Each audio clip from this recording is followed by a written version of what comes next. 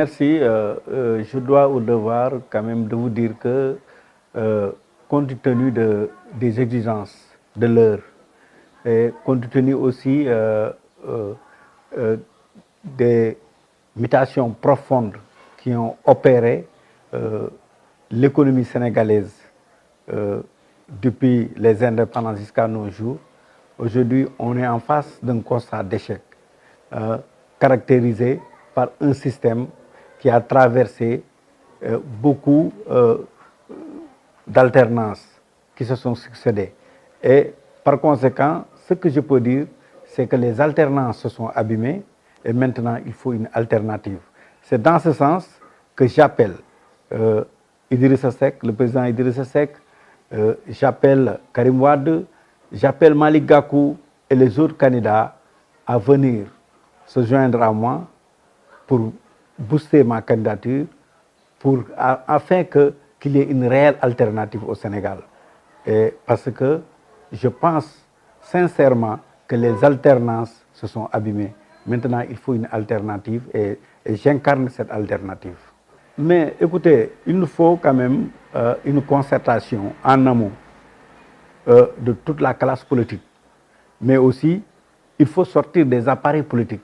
Parce que pour qu'il y ait une bonne élection, une élection apaisée, il faut que le dialogue soit global. Il nous faut un dialogue, il nous faut s'inscrire dans un dialogue global. Il faut que toutes les forces vives de la nation soient impliquées. Il faut qu'il y ait une personnalité neutre qui puisse diriger ce scrutin et ce processus électoral.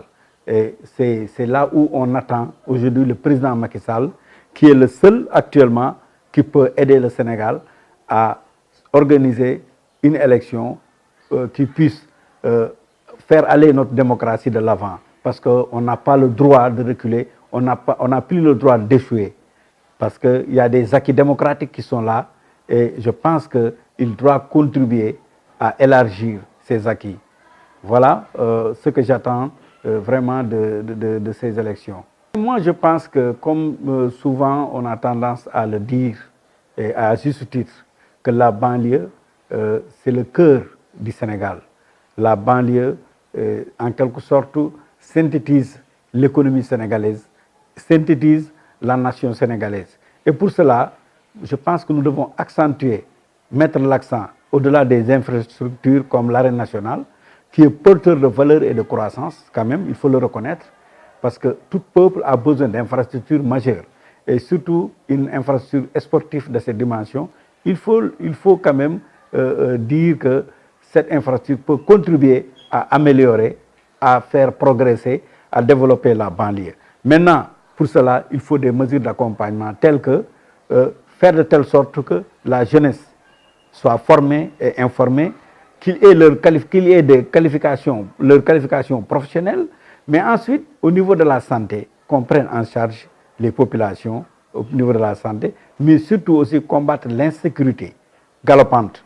Et tout cela est dû quand même à des infrastructures comme l'électrification de la banlieue, qui est une nécessité, une obligation compte tenu de cette infrastructure qui est là.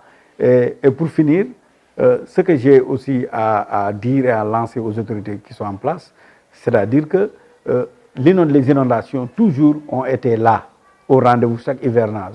Maintenant, ce qu'il nous faut, prendre des mesures qui pourront quand même, au lendemain des inondations, dire que le Sénégal